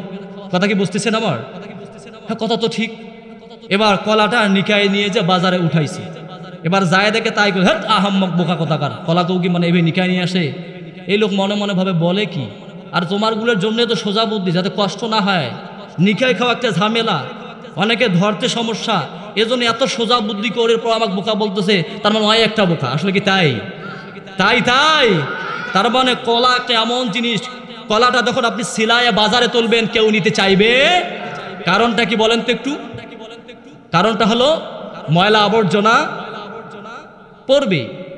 তদরূপ আল্লাহ তাআলা হযরত হাওয়া আলাইহিস সালাতু ওয়াস সালামকে জান্নাতের ভিতরে পর্দা দিয়ে তৈরি করলেন। তার মানে নারীরা থাকবে কোথায়? জোরে বলেন, আরো জোরে। এখন আরেকটা ঘটনা আপনাদেরকে বলি। আমি 2018 সালে ইমাম প্রশিক্ষণ দিয়েছি। যেদিন ইমাম প্রশিক্ষণ শেষ, সব ইমামরা আমরা বিআরটিসি গাড়িতে উঠছি, 102 জন ইমাম। আমি প্রায় 7 থেকে 8 নম্বর সিটে বসে, আমার সাথে ভোলা ছিল, এই যে আমাদের গিয়া সুজুরের ভাস্তিয়া, ও এক পাশে, আমি এক পাশে বসছি। এখন যেখানে ড্রাইভার বসছে, ড্রাইভারের পাশে কি মেয়েদের সিট থাকে না ভাইরা আমার? ওইখানে দেখলাম একজন বয়োবৃদ্ধ বয়স্ক মহিলা এমন বোরকা পড়ছে, চোখ দুটোও দেখা যায় না, চোখ দুটাও। তার পাশে তার নাতনি বসে আছে, টকবকা যুবতী রমণী, মাথার ভিতর কাপড় নাই, মাথার চুলটা বেনি বেগে ছেড়ে দিচ্ছে, লিপস্টিক ঠোঁটে মাখছে। বলেন তো, আমরা যত ইমাম হই আর ইমানদার হই, ওই সময় কি চোখ কি কতক্ষণ নিম্ন করে রাখতে পারবেন? বারবার তার দিকে চোখ যাওয়ার সম্ভাবনা আছে না নাই? আচ্ছা বলেন তো, পর্দাটা করার দরকার ছিল কার? কথা বুঝছেন আমার? পর্দাটা করার দরকার ছিল ওই মেয়েটার না বুড়িটার? জোরে বলেন, মেয়েটা। আল্লাহ সেটাও বলছেন, আপনাদেরকে বুঝালেই বুঝতে পারবেন। আমরা যখন গাছ গাড়ি, মনে করেন একসঙ্গে 5-7টা গাছ গাড়ার পর আমরা গাছকে খুঁটি ব্যবহার করি কি করি না? এমনকি টোপা দেই কি দেই না? আচ্ছা, খুঁটিটা দেই কি জন্য? যাতে করে গাছটা প্রতিবন্ধী মার্কা বাঁকা তারা না হয়ে যায়, ঠিক কিনা? আবার গাছটা থেকে আমরা এমন একটা খাসার ব্যবস্থা করি যাতে করে গাছটাতে কোনো প্রকার গরু ছাগল এসে না খায়। কেন? যাতে করে যখনই গরু ছাগল কিনে খাবে আপনার টাকাটা নষ্ট হয়ে যায়, মানে যখনই গরু ছাগল ওঠার মুখ দেবে, একদম শেষ করে দেওয়ার সম্ভাবনা থাকবে তখন, আর গাছটার হতেও এই জন্য দেই, যাতে করে গাছটা সংরক্ষিত থাকে, গাছটা হেফাজত থাকে। কথা বলে ঠিক কিনা? তদুরূপ আজকে সমাজের ভেতর যখন আপনার মেয়ে, আমার বোন, আমার বিবি রাস্তা দিয়ে যখন বেপর্দা হয়ে একদম টকবতী যুবতী হয়ে যখন ফ্যাশন করে সেন্ট ব্যবহার করে যখন রাস্তা দিয়ে যায়, তখন কি ওই গরু ছাগলের মতন যুবক ভাইরা তার দিকে তাকাবে না? এ কথা বলেন না কেন? শুধু তাকাবে না, প্রয়োজন মোতাবেক ইফটিজিং করবে। কথা বলেন ঠিক কিনা? ওই যে গরু ছাগল থেকে বাঁচার জন্য যেমনি করে আপনি গাছটার ভেতরে আপনি টোপা ব্যবহার করলেন, খাসা ব্যবহার করলেন, তদুরূপ আপনার মেয়েটাকে যদি পর্দার ভেতরে হেজাব মেনটেন করে, পর্দাশীল বানায় যদি কলেজে পাঠাতেন, ভার্সিটিতে পাঠাতেন, তাহলে আপনার মেয়েটা কখনো রাস্তার ভেতরে ধর্ষণ হয়ে পড়ে থাকতো না। ভাইরা আমার, এই জন্য আমাদের নারীদের পর্দার প্রয়োজন আছে না নাই? আছে না নাই? আল্লাহর হাবিব সাল্লাল্লাহু আলাইহি সাল্লাম বললেন, রাব্বুল আলামিন 3 ব্যক্তিকে জান্নাতে দিবে না। কয় ব্যক্তি? জোরে বলেন। সালাতুল লা ইয়াদখুলুল জান্নাতা ওয়া লা ইয়ানজুরুল্লাহু ইলাইহিম ইয়াউমুল কিয়ামাহ। আল্লাহর হাবিব বললেন, কিয়ামতের ময়দানে রাব্বুল আলামিন 3 ব্যক্তিকে জান্নাতে দেবেন না এবং তার দিকেও তাকাবেন না। সেই 3 ব্যক্তি কারা জানার প্রয়োজন আছে না না? 1 নাম্বার হলো আল্লাহর হাবিব বললেন, হুকুকুল ওয়ালিদাইন, পিতামাতার অবাধ্যকারী সন্তান, যারা পিতামাতাকে মানে না, পিতামাতার বিদ্যাচারণ করে, পিতামাতাকে শ্রদ্ধা করে না, এই ব্যক্তিও জান্নাতে যাবে। এরকম যুবক আমার এখানে অনেক আছে। বাবার সঙ্গে খারাপ আচরণ করেছে, মায়ের সঙ্গে খারাপ আচরণ করেছে। আল্লাহর হাবিব সাল্লাল্লাহু আলাইহি সাল্লাম বলছেন, রিদাওয়ার রব্বি রিদাল ওয়ালিদাইন, সাকাতুর রব্বি সাকাতুল ওয়ালিদাইন। পিতামাতার সন্তুষ্টিতে আল্লাহ সন্তুষ্ট, পিতামাতার অসন্তুষ্টিতে আল্লাহ অসন্তুষ্ট হয়ে যায়। হুয়া জান্নাতুকা হুয়া নারুকা, পিতামাতার তোমার জান্নাত, পিতামাতার তোমার জাহান্নাম। ঠিক কিনা? ও যুবক ভাইরা, হাতে ধরে পায়ে ধরে বলে যায়, এলাকার সন্তান হিসেবে অমূল্যায়ন করবেন না। আজকে যারা বাবা মাকে কষ্ট দিয়েছেন, বাবা চলে গেছে, মা গেছে, অনেকের বাবা আছে, বাবা মা আছে, মায়ের হাত ধরে, মায়ের পা ধরে যে ক্ষমা নিয়ে মাকে সন্তুষ্ট করতে পারেন, আল্লাহ সন্তুষ্ট হয়ে যাবে, আপনার জন্য জান্নাত বরাদ্দ করে দিবেন। তিনি কে? 2 নম্বর, আল্লাহর হাবিব সাল্লাল্লাহু আলাইহি সাল্লাম বললেন, ওয়াল মারআতুল মুতারাজ্জিলাতুল মুতাশাবিহাতুল রিজাল। আল্লাহর হাবিব বললেন, 2 নম্বর হলো পুরুষের মতন ওই নারী এমনভাবে পুরুষের মতন লালন পালন জীবন করে, ধারণ করে, অর্থাৎ পুরুষের আকৃতি ধারণ করে, পুরুষের মতন চলাফেরা করে, পুরুষের এমনভাবে পুরুষের মতন চলাফেরা করে, মডেলটা চুলের পুরুষের মতন করে, রাস্তা দিয়ে যখন হাঁটে ওই নারীটা পুরুষের মতন এইভাবে চলাফেরা করে। আল্লাহর হাবিব বললেন, ওই নারীটাকেও জাহান্নামে দিবেন। তিনি কে? এজন্য মা বোনেরা শুনতেছেন, খবরদার পুরুষের মতন চলার চেষ্টা করবেন না, পারফিউম সেন্ট দিয়ে রাস্তা দিয়ে হাঁটার চেষ্টা করবেন না, তাহলে আল্লাহর হাবিব বললেন আল্লাহ অসন্তুষ্ট হয়ে যাবে, আপনার জন্য জাহান্নাম বরাদ্দ করবেন। তিনি কে? এরপর আল্লাহর হাবিব সাল্লাল্লাহু আলাইহি সাল্লাম বলেন, ওয়াল দায়ুস, দায়ুসকে আল্লাহ রাব্বুল আলামিন জান্নাতে দিবেন না। অনেকে বোঝেন, অনেকে বোঝেন না দায়ুসকে। দায়ুস হলো ওই ব্যক্তি যে তার মেয়েকে কন্ট্রোল করতে পারে না, যে তার বউকে কন্ট্রোল করতে পারে না। নিজের বউ তার কথা শোনে না, নিজের মেয়ে তার কথা শোনে না, নিজের মেয়ে নিজের বউ অশ্লীলতার সঙ্গে হাটে যায়, বাজারে যায়, বেপর্দা হয়ে স্বামীকে মানে না। ওই স্বামীটা, ওই বাবাটা হলো দায়ুস। ওই বাবাকে জান্নাতে দিবেন না। তিনি কে? এখানে অনেক বাবার আছেন, অনেক স্বামীরা আছেন, হাতে ধরি পায়ে ধরি জান্নাতে যেতে চাচ্ছেন আপনারা। আমার মা বোনেরা প্যান্ডেলে জায়গা হচ্ছে না, একটু অনুরোধ করে বলি, একটু আপনারা এগিয়ে এগিয়ে বসেন, একটু চাপাচাপি করে বসেন। মা বোনেরা, অনেক মা বোনেরা আজকে এসেছে, আজকে আমি পুরো ওয়াজটাই করবো মা বোনদেরকে নিয়ে। মা বোনদের আমি অনুরোধ করে বলতেছি, আপনারা একটু চাপাচাপি এগিয়ে বসেন, আর একজন মা বোনকে বসার জায়গা করে দেন। আল্লাহ না করে এর ওসিলাও আপনাকে আল্লাহ মাফ করে দিতে পারেন। কথা বলে ঠিক কিনা? সম্মানিত হাজির, বলতেছিলাম দায়ুস, আপনার বউয়ের কারণে, আপনার মেয়ের কারণে আপনি জাহান্নামে যাবেন। তাহলে এই কথাগুলো শোনার পর আপনার মেয়ে কোথায় যাচ্ছে, আপনার মেয়ে ভার্সিটি কি করতেছে, আপনার মেয়ে বিপর্দয়ে কার সঙ্গে মেলামেশা করতেছে, আপনার বিবি কোথায় যাচ্ছে, এগুলো আপনার দায়িত্ব কর্তব্যের ভেতরে পড়ে কি পড়ে না? কথা বলেন না কেন? সম্মানিত ভাইয়েরা, সুতরাং আপনাদের কাছে আমার অনুরোধ, যদি দায়ুস হতে না চান, তাহলে আপনার বিবিকে আপনার কথা মতো, আপনার মেয়েকে আপনার কথা মতন হেজাব মেনটেন করে কলেজে, ভার্সিটিতে, হাটে বাজারে যেতে পারবে। কথা বলে ঠিক কিনা? রাজি আছেন? আজকের পর থেকে আপনার মেয়েকে, আপনার বিবিকে হেজাব মেনটেন করে বোরকা পরিয়ে হাটে বাজারে যে কোনো জায়গা, আত্মীয় স্বজনের বাড়ি যেতে পারবে, এরকম পদ্ধতি অবলম্বন করা যাবে। আপনারা রাজি আছেন? অনেকে মন বেজার করলেন। আমার কিছু করার নাই। দায়ুস যদি হতে চান তাহলে আপনার বউকে বেপর্দা হয়ে পাঠাই দেন। দায়ুস যদি হতে চান আপনার মেয়েকে কলেজে বেপর্দা হয়ে পাঠাই দেন, তাহলে জান্নাত তো পাবেন না, জান্নাতের গন্ধও শুনবেন না। সম্মানিত হাজির, বললাম কয়টা পয়েন্ট? সবাই বলেন। 1 নাম্বার কি মনে আছে? মনে আছে? পিতামাতার অবাধ্য সন্তান। 2 নাম্বার ওই নারীরা বেপর্দা হয়ে আটো সাটো চিপা জামা পরে যায়, একদম পুরুষের মতন বেশ ধরে আর রাস্তা দিয়ে টরং বরং হাঁটি হাঁটি যায়। এই নারীকেও আল্লাহ তাআলা জান্নাত দিবে।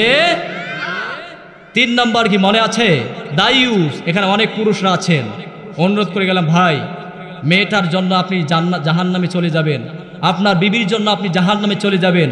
অনুরোধ করে বললাম আপনার বিবিকে, আপনার মেয়েকে হেজাব মেনটেন করে চলাফেরা করার প্রয়োজন আছে না নাই? সম্মানিত হাজিরিন, বলতে যাচ্ছিলাম আল্লাহর হাবিব সাল্লাল্লাহু আলাইহি সাল্লাম বললেন নারীদের জন্য জান্নাত যাওয়া খুব সোজা। নারীদের জন্য জান্নাত যাওয়া খুব সোজা। নারীরা যদি 4টা কাজ করতে পারে তাদের জান্নাতে যাওয়ার জন্য পথটা সোজা করে দিবেন তিনি কে?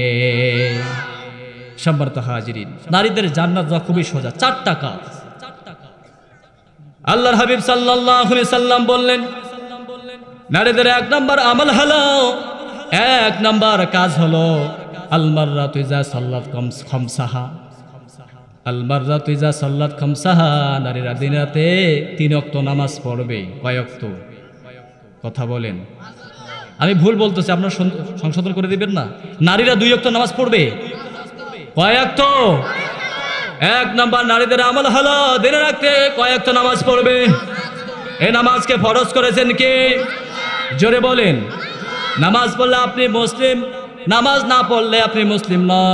আল্লাহর হাবিব সাল্লাল্লাহু আলাইহি সাল্লাম বলছেন, কত সুন্দরভাবে আল্লাহর হাবিব বলছেন, তারাকতু ফিকুম আমরান লা তাদিল্লু মা তামাসসাকতুম বিহিমা কিতাবুল্লাহ ওয়া সুন্নাতুর রাসূল। ও সাহাবীরা, আল্লাহর হাবিব বিদায় হজের ভাষণে শেষ 6 লক্ষ সাহাবীদের সামনে বলে গেলেন, ও আমার সাহাবীরা শোনো, আমি তোমাদের কাছে 2টা জিনিস রেখে গেলাম।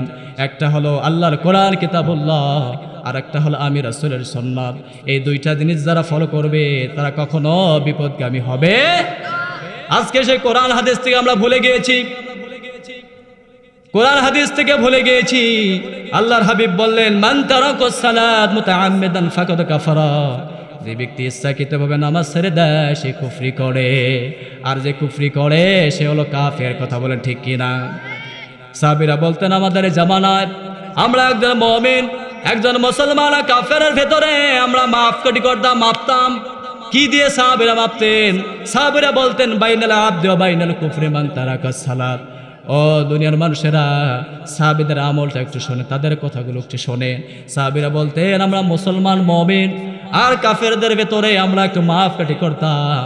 যদি মুমিন নামাজ পড়ে সে মুসলিম, আর যদি মুমিন নামাজ না পড়ে সে কুফরিকারী, সে হলো কাফের। ঠিক কিনা? ইমাম আবু হানিফা রাহমাতুল্লাহ আলাইহি বলেছেন যারা নামাজ পড়ে না তাদেরকে দণ্ডনীয় অপরাধ হিসেবে তাদেরকে জেলখানায় ভরিয়ে দাও। ঠিক কিনা? এখানে অনেক মানুষ আছে নামাজ পড়ে না, ছেড়ে নাই।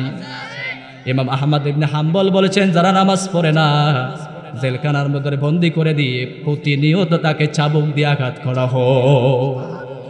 ইমাম মালিক রাহমাতুল্লাহ আলাইহি বলেছে যারা নামাজ পড়ে না ফাঁসির মঞ্চে তাদেরকে ফাঁস টাঙিয়ে মৃত্যুদণ্ড দেওয়া হোক। কত বড় কথা! আপনি মুসলমান হিসেবে দাবি করেন, কিন্তু আপনার মুসলমানিত্ব আপনার ভিতরে না। ও মা বোনেরা, অনুরোধ করে যায়, ও আমার মুরব্বী বাবাজিরা, যুবক ভাইরা, অনুরোধ করে যায়, মুসলমান হয়ে যে মরতে চান নামাজ পড়ার প্রয়োজন আছে না নাই? আচ্ছা, কারা কারা নামাজ পড়বেন না রাজি আছেন? হাত তুলে দেখান তো। কারা কারা নামাজ পড়বেন না হাত তুলে দেখান তো একটু। তার মানে আপনারা নামাজ পড়বেন। আচ্ছা, এবার কারা কারা নামাজ পড়তে চান একটু আল্লাহকে হাত তুলে দেখান তো দেখি। আল্লাহু আকবার, লিল্লাহি তাকবীর। যেটা হাত তুলতেছে না বুঝবেন শয়তানের নানা হয়। ঠিক কিনা? আর এই জায়গায় এসে যদি আল্লাহকে শপথ করে যদি আল্লাহ এর ওসিলাও তো হেদায়েত করতে পারে। ঠিক কিনা? সম্মানিত হাজির, দেখেন আল্লাহর হাবিব বলে নারীদের প্রথম আমল হচ্ছে আল মাররাতু ইজা সাল্লাত খামসাহা। নারীরা দিনেতে কয়েকটা নামাজ আদায় করবে। সবাই বলেন। 2 নম্বর নারীর আমল করবে ওয়াসামা শাহরহা, রমজান মাসের সিয়াম রাখবে। রমজান মাসের সিয়াম অনেক নারীরা রাখে না, অনেক পুরুষরা রাখে না, অথচ এই রমজানের সিয়ামকে ফরজ করেছেন তিনি কে? 3 নম্বর আল্লাহর হাবিব সাল্লাল্লাহু আলাইহি সাল্লাম বললেন ওয়া হাসানাত ফুরুজাহা, অর্থাৎ নারীরা তার লজ্জাস্থানকে হেফাজত করবে, তার সতীত্বকে হেফাজত করবে। 4 নম্বর আল্লাহর হাবিব বললেন ওয়া তাআলাত বালাহা ফালতাদখুল আইয়্যা আবওয়াবে জান্নাতি সাআত। 4র্থ নম্বর আমল হলো নারীরা তার স্বামীর আনুগত্য করবে, স্বামীর কথা মতো চলবে। আজকের দিনে নারীরা স্বামীর কথা মানতে চায় না, আছে না নাই? এই 4টা কাজ যদি নারীরা করে, আল্লাহর হাবিব বললেন তার জন্য জান্নাতের 8টা দরজা উন্মোচন করে দিবেন তিনি কে?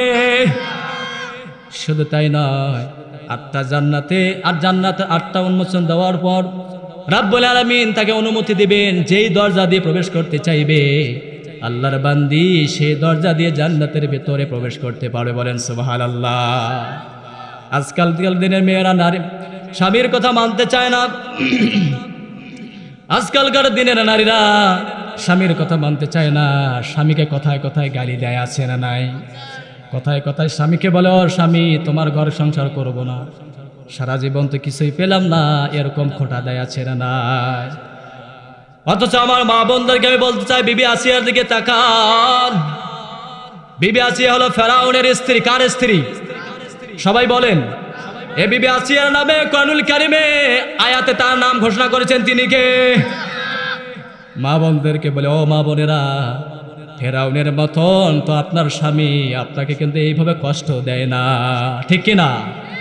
বিবি আসিয়া যখন জানতে পারলেন মুসা আলাইহিস সালাতু ওয়াসসালাম এবং হারুন আলাইহিস সালাতু ওয়াসসালামের দিনের পক্ষে মানুষ দিন দিন দলাল ইসলাম গ্রহণ করতেছে, হযরতে আসিয়া বারবার খোঁজ খবর নিতেন আসলে ফেরাউন সঠিক না মুসা সঠিক? সঠিক কে?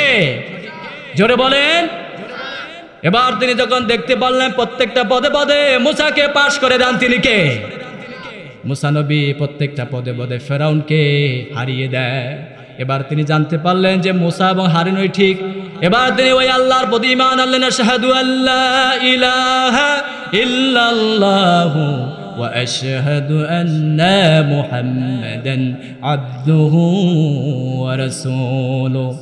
এবার যখন ফেরাউনের কাছে খবর চলে গেল, ও মা বোনেরা একটু মনোযোগ সহকারে শোনেন, আসিয়ার মতন কষ্ট তো করেন নাই, কথায় কথায় স্বামীকে বলে আমাকে ডিভোর্স দিয়ে দাও, তালাক দিয়ে দাও, তোমার সংসার আমি করব না। একটা বাস্তব অভিজ্ঞতা আপনাদেরকে বলি। আমাদের যে আজহারের মেইল আছে না, দেওয়ানোর মেইল, তো ওই মেইলের সামনে এক আল্লাহওয়ালা তাবলিগিওয়ালা উনি মারা গেছে। উনি ওখানে দোকান করছে, ওনার স্ত্রীর সঙ্গে লাগছে দ্বন্দ্ব। তখন আমি আলিম ক্লাসে পড়ি। এখন আল্লাহর কি ইচ্ছা বিকেলবেলা হলে আমি ওখানে চা খাইতে যাই। খুবই বুজুর্গ ব্যক্তি ছিল, আল্লাহ ওনাকে মাফ করে দেও। বাড়িতে জানি কি ঝগড়া লাগছে রে ভাইরা আমার। ওই মেইলের পরে আসিয়া বলতেছে 1 তালাক, 2 তালাক, 3 তালাক। আমি বল ভাবি ঘটনা কি? আর তালাক তো দেবে স্বামী, আপনি তালাক দিচ্ছেন কেন? আচ্ছা বলেন তো ইসলাম তালাক দেওয়ার অধিকার কাকে দিয়েছে? স্বামীকে নেন, স্ত্রীকে বলেন। স্ত্রী যদি 1000-12 তালাক দেয় ওই তালাক এটা হবে? স্ত্রীরা দিতে পারবে খোলা। স্ত্রীদেরকে আল্লাহ তাআলা তালাক দেওয়ার এখতিয়ার দেয়। শোনার পর ঘটনা ভাবি ঘটনা কি? ভাবি এক বলতে এসে তালাক তালাক তালাক। তখন আমি অত তালাকের মাসলা বুঝতাম না। পরে জিজ্ঞেস ভাবি ঘটনা কি? কর ভাই আর কোশ নেই, এ জাউয়ের বেটা জাউয়ে বাড়ির চাল ঘুরি দেয় না, সারাদিন দোকান থেকে খেয়ে বেড়ায় আর বউসের খবর রাখে না। এরকম স্বামী আছে না নাই? আছে আছে। এই জন্য মা বোনের মাঝে মাঝে বলে বাধ্য হয়। বলতেছিলাম বিবি আসিয়ার কথা। এবার বিবি আসিয়ার এলামটা ফেরাউনের কানে চলে গেল। ফেরাউন বলল খবরদার খবরদার, বিবি আসিয়ার কথা যেন কেউ না জানতে পারে, জানলে তো আমার ক্ষমতা শেষ। ঠিক কিনা? জানলে তো আমার ক্ষমতা শেষ হয়ে যাবে। মানুষ তো বলবে যে ফেরাউন যে আল্লাহ দাবি করে আনা রব্বুকুমুল আলা, সেই ফেরাউনের তো আল্লাহ তো থাকবে না, নাউজুবিল্লাহ বলেন। আসলে কি ফেরাউন আল্লাহ ছিল? হ্যাঁ না। এবার ফেরাউন যখন জানতে পারলেন, বিবি আসিয়া নিকট চলে গেলেন, বলো আসিয়া তুমি নাকি আমাকে রব হিসেবে মানতে চাও না? হ্যাঁ, আপনি তো আমার রব নন, আপনি তো আমার সৃষ্টিকর্তা নন, তাহলে তোমার সৃষ্টিকর্তা কে? মূসা এবং হারুনের যিনি সৃষ্টিকর্তা উনি হচ্ছে আমার সৃষ্টিকর্তা। সুবহানাল্লাহ পড়বেন না? এইভাবে যখন বললেন, এবার ফেরাউন এবার আগে মাগে নরম না গরম? জোরে বলেন। এবার আগে ক্ষিপ্ত হয়ে বললেন, ফেরাউনের বিবি, আমার বিবি আসিয়া শোনো, যদি তুমি এই মত ঈমান না ছাড়ো তোমার উপর কঠিন নির্যাতন শুরু হয়ে যাবে। এবার বিবি আসিয়া বললেন, ও ফেরাউন শোনো, তামাম পৃথিবীর যত তোমার শক্তি রয়েছে, যত আযাব রয়েছে, যত কষ্ট রয়েছে, আমি আসিয়ার বুকের ওপর যদি তুলে দাও, ঈমান ছাড়তে রাজি নই, জীবন দিতে রাজি আছি। আল্লাহু আকবার। এবার তাই করা হলো। এবার বিবি আসিয়াকে উত্তপ্ত মরুভূমির গরম বালুর ভিতরে শোয়াই দেওয়া হলো। কি নির্যাতনটা করা হয়েছে! 2 হাতকে এইভাবে বিছাই দিয়ে হাতের ভেতরে তার কাটা মেরে দেওয়া হলো। দেখেন ঈমানের কথা দাম, আমরা ঈমান কিন্তু বুঝি না। ঈমানের পথে চলতে আমরা মরতে চাই কি চাই না? ঈমানের পথে চলে আমরা মরতে চাই কি চাই না? ঈমানের পথে অবিচল থেকে আমার মরণ যেন হয়। খারাপ লাগতেছে ভাইরা? আমরা যখন নামাজ পড়ি, নামাজের শেষে একটা জায়গা আমরা স্থানান্তর করি না? আচ্ছা কেন করেন বলেন তো? যাতে করে এই নামাজের জায়গাটা আল্লাহর কাছে কিয়ামতে সাক্ষী দান করে, ঠিক কিনা? তদুরূপ আজকে এই তাফসিরুল কোরআন মাহফিলকে সাক্ষী রাখার প্রয়োজন আছে না নাই? আজকে দয়া করে একটু জায়গাটা স্থানান্তর করে সামনে একটু এগিয়ে আসেন তো, একটু জিকির করে লা ইলাহা। শোনেন, যেটা নড়বে না ওইটা হলো শয়তানের নানা। যেটা নড়বে না ওটা শয়তানের নানা। দেখেন, যেটা নড়বে না আঙ্গুল দিয়ে ঘুতা দেন, আঙ্গুল দিয়ে ঘুতা দেন।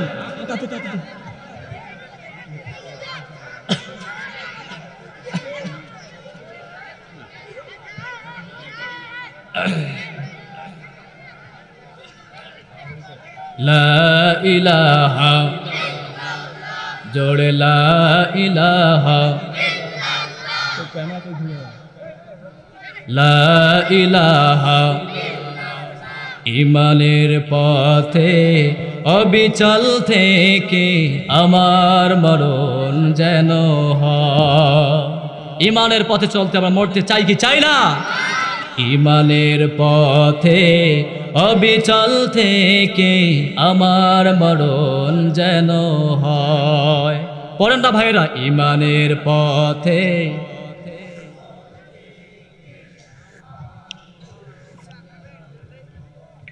ঈমানের পথে বলেন, অবিচল থেকে আমার মরণ যেন হয়। তোমারই কাছে মিনতি আমার, তোমারই কাছে মিনতি আমার, ও গো রহিম দয়াবান। ঈমানের পথে অবিচল থেকে আমার মরণ যেন হয়। পড়েন আমিন। এক পর্যায়ে আসিয়া বলল, ফেরাউন যাবতীয় শক্তিগুলো যদি আমার শরীরের উপরে চাপাই দাও, যত কষ্টগুলো আছে আমার উপরে চাপাই দাও, জীবন দিতে রাজি আছি, তবু ঈমান ছাড়তে রাজি নাই রে ফেরাউন। আল্লাহু আকবার। ওই সময় এবার যখন হাতের ভিতর তার কাটা মারা হলো, এবার বিবি আসিয়ার বুকের ওপরে বিশাল বড় একটা যখন পাথর তুলে দেওয়া হবে, এই দৃশ্যটা দেখে বিবি আসিয়া চোখের পানি ছেড়ে দিয়ে শুরু করলে, চোখের পানি ছেড়ে দিয়ে বললেন, আল্লাহ, ও আমার পালনকর্তা, ও আমার মালিক, জালিমের বিপক্ষে যাওয়ার কারণে, ঈমানের পথে বলিয়ান হয়ে থাকার কারণে ফেরাউনের শক্তি আজকে আমার উপর চাপাই দিচ্ছে। আল্লাহ, যাবতীয় শক্তিগুলো, যাবতীয় কষ্টগুলো আমি বিবি আসিয়ার বুকের উপর তুলে দিবে, তবু আমি ঈমান ছাড়তে রাজি নই। আল্লাহু আকবার। এক পর্যায়ে এবার বিবি আসিয়া কোরআনের ভাষায় বললেন, ও আল্লাহ, ও আমার পালনকর্তা, শেষ পর্যায়ে আমি এসে গেছি, মনে হয় আমি আর বাঁচব না। তোমার কাছে আরজি, জান্নাতের একটু পার্শ্বে কর্নারে আমাকে জায়গা করে দিও। আল্লাহু আকবার। রব্বুল আমিন বিবি আসিয়ার কথা ভালো লেগেছে। ও মা বোনেরা, তোমার স্বামী এরকম কষ্ট দেয় না, একটু মনোযোগ সহকারে শোনেন। কথায় কথা স্বামীর কাছে ডিভোর্স চাওয়া যাবে না, কথায় কথা স্বামীর কাছে তালাক চাওয়া যাবে না। রব্বুল আলামিন কোরআনুল কারীমের ভিতরে বিবি আসিয়ার কথা ভালো লেগেছে, উদাহরণস্বরূপ হিসেবে আল্লাহ মিসাল দিয়েছেন। রব্বুল আলামিন বলছেন وضرب الله مثلا للذين آمنوا امرأة فرعون إذ قالت رب ابن لي عندك بيتا في الجنة ونزل من فرعون وعمله ونزني من القوم الظالمين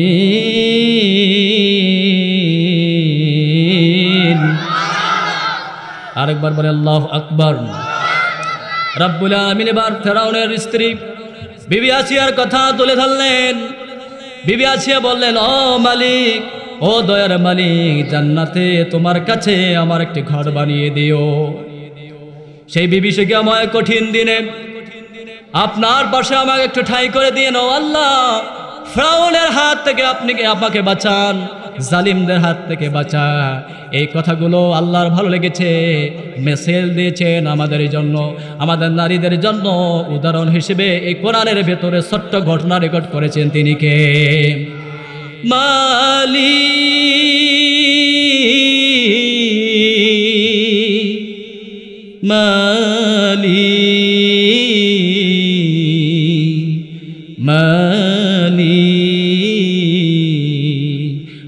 মালিক তুমি জান্নাতে তোমার পাশে আমার একটি ঘর বানিয়ে দিও, একটি ঘর বানিয়ে দিও। সেই বিভীষিকাময় গহীর দিনে তোমার প্রতিবেশী করে নিও।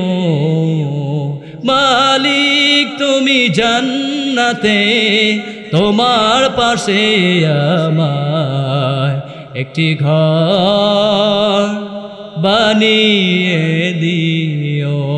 পড়েন আমিন। আপনাদের খারাপ লাগতেছে? খারাপ লাগতেছে? এখন আসেন মূল আলোচনায় যাই। আমি হাদিস রিসার্চ করার পর দেখলাম কি কি কারণে নারীরা জাহান্নামে যাবে। আপনাদেরকে একটু শোনাই। ও নারীরা, আপনারাও একটু শোনেন। এর ভেতরে আপনি মা যদি থেকে থাকেন, আপনি বোন যদি থেকে থাকেন, তার মানে এগুলো থেকে সংশোধন হওয়ার প্রয়োজন আছে না নাই? আল্লাহর হাবিব সাল্লাল্লাহু আলাইহি সাল্লাম মেরাজ থেকে আসার পর ঈদের দিন আল্লাহর হাবিব নারীদের কাছে গেলেন, নসিহত করলেন। আল্লাহর হাবিব বললেন, ও নারীরা, বেশি বেশি তোমরা সাদকা করো, দান করো, কারণ আমি জাহান্নামে দেখেছি অধিকাংশই হলো নারীরা। কারা? নারীরা, মেয়েরা। এক পর্যায়ে আল্লাহর হাবিব সাল্লাল্লাহু আলাইহি সাল্লাম বলেন, নারীরা তোমরা বেশি বেশি সাদকা করো। এবার অনেক মেয়েরা আল্লাহর হাবিবকে জিজ্ঞেস করে, ইয়া রাসূলুল্লাহ, কি কি কারণে নারীরা জাহান্নামে যাচ্ছে একটু বলেন। তার ভেতরে আল্লাহর হাবিব বললেন, নারীরা এক নাম্বার কারণে জাহান্নামে যাবে, তারা তাদের স্বামীকে মানতে চায় না, স্বামীর আনুগত্য করে না।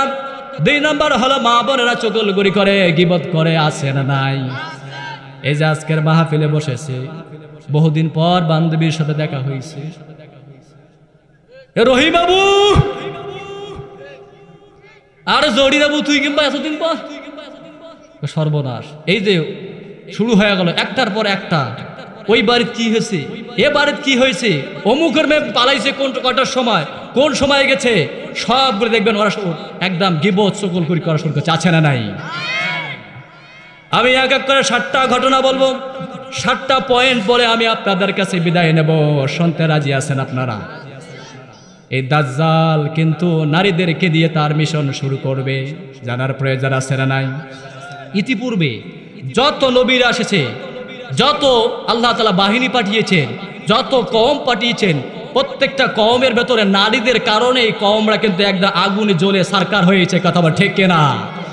আর নারী আছে যেখানে ভেজাল আছে, নারী আছে যেখানে ভেজাল আছে।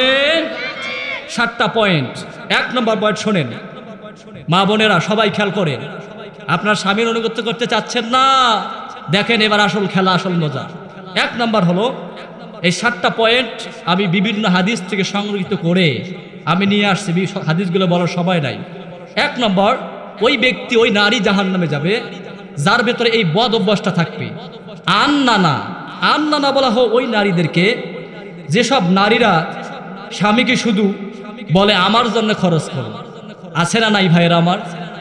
আহারে, স্বামীটা বোনের জন্য একটা জামা নিয়ে আসছে, মায়ের জন্য একটা কাপড় নিয়ে আসছে, ঘর ডাকে নিয়ে যায়, কয় হ্যাঁ হুশ নাই, টাকা পয়সার খুব অভাব চলছে, আমার মাক দেওয়া খাইবে তার তোমার খেয়াল নাই, তোমরা খালি তোমার মাক নিয়ে পড়িয়েছেন, তোমার বোনক নিয়ে পড়িয়েছেন, সবগুলো খরচ করে মোর জন্যে, মোর বাপ মার জন্য। আছে না নাই?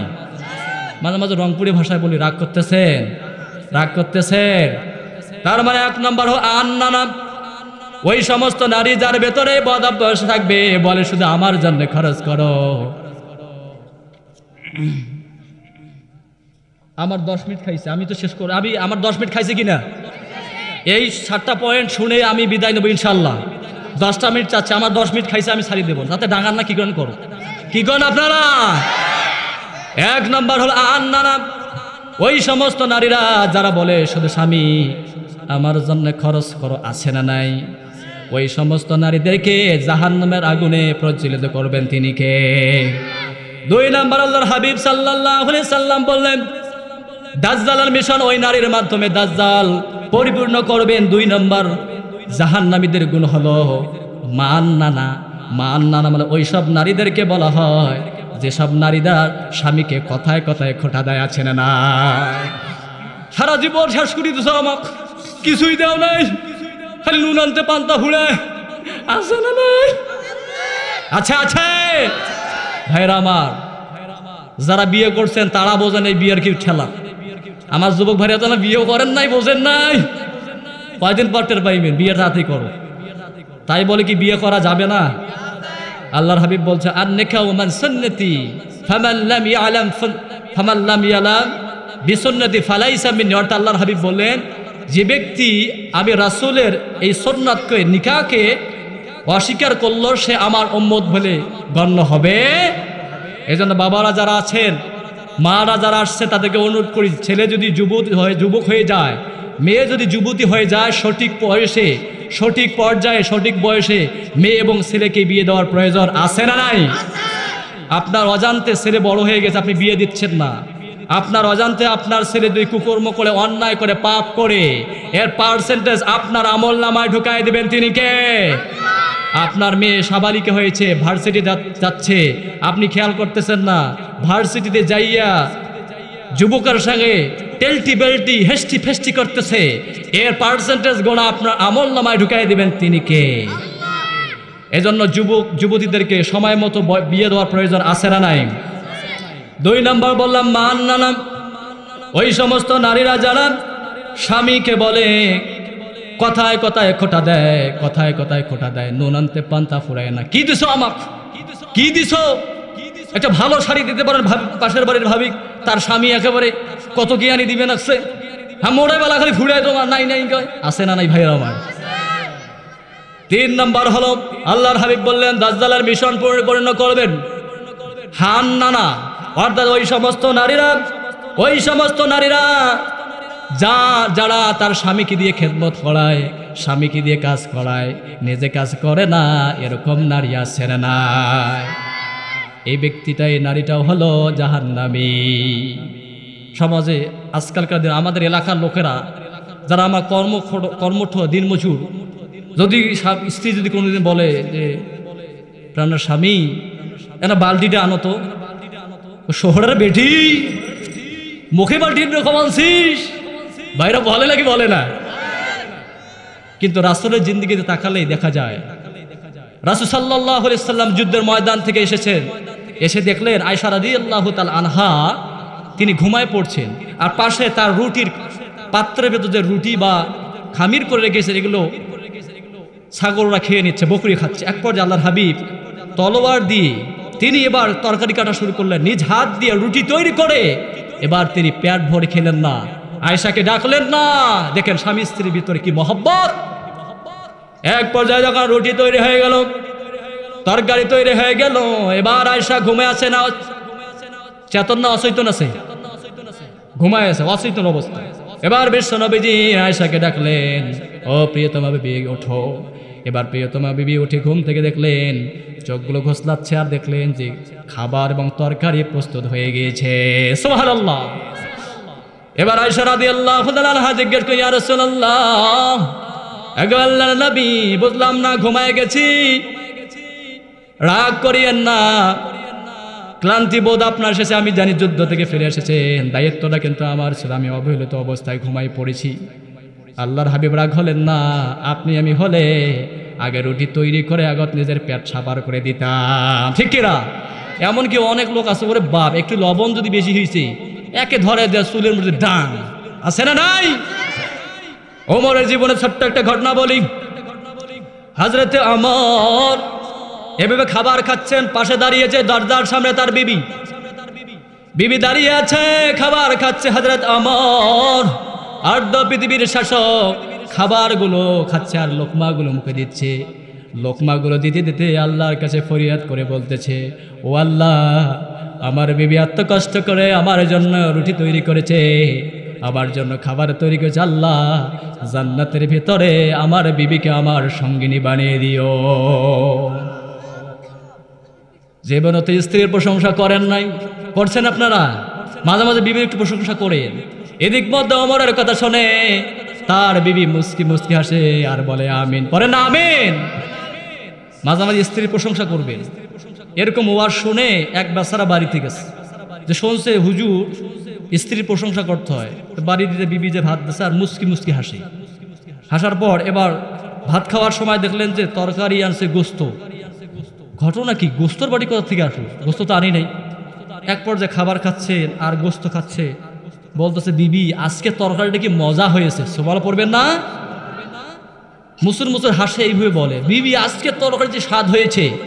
এদিক মধ্যে বেচারা বেসিরি ভাবতেছে ঘটনা কি, আমার স্বামী এতদিন তো আমার কোনোদিন তরকারি প্রশংসা করলো না, তার মানে বুঝতে পারি পাশের বাড়ির ভাবি তরকারি আছে তো এজন্য স্বাদ হয়েছে, আজকে প্রশংসা বের হয়েছে, সর্বনাশ। এবার তো বিবি রাগে বেগে তেলে বেগুন হয়ে গেছে, হারামজাদা, এতদিন থেকে আপনার জন্য এত কিছু করলাম, কোনোদিন বললেন না যে তরকারি ভালো হয়েছে, আজকে পাশের বাড়ির ভাবি তরকারি আছে এজন্য প্রশংসা করতেছে।